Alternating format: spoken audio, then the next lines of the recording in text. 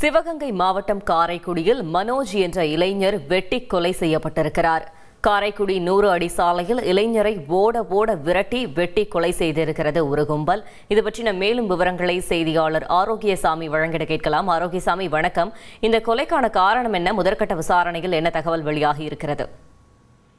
வணக்கம். சிவகங்கை மாவட்டம் காரைக்குடி 100 அடி சாலையில் இன்று இளைஞர் சரியாக காலை 9:30 மணி அளவில் ஓட வெட்டி கொலை செய்யப்பட்டுள்ளார்.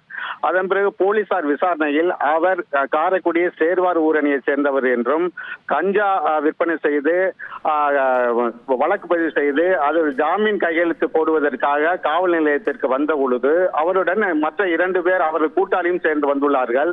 அப்பொழுது அவரை சுற்றி வளைத்த ஒரு கும்பல் அவரை ஓட வெட்டி நடு ரோட்டில், அதாவது 100 அடி சாலை என்பது காரைக்குடியின் முக்கிய வணிக பகுதி.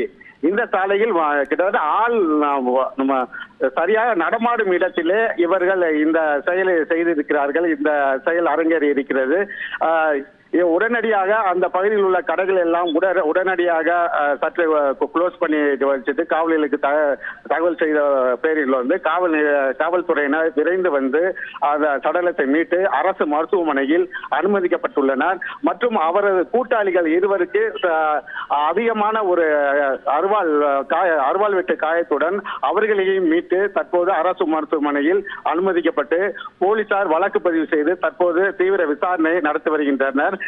இந்த கொலையானது தொழில் போட்டியா அல்லது முன் விரோதமா, கூலிப்படையை வைத்து செய்தார்களா அல்ல அவர்களே தொழில் போட்டியின் காரணமாக அவர்களே செய்தார்களா, அந்த பகுதி ரவுடிகளுக்கு இடையே மோதல் ஏற்பட்டு செய்தார்களா என்ற பல்வேறு கோணத்தில் போலீசார் விசாரணை செய்து வருகின்றனர்.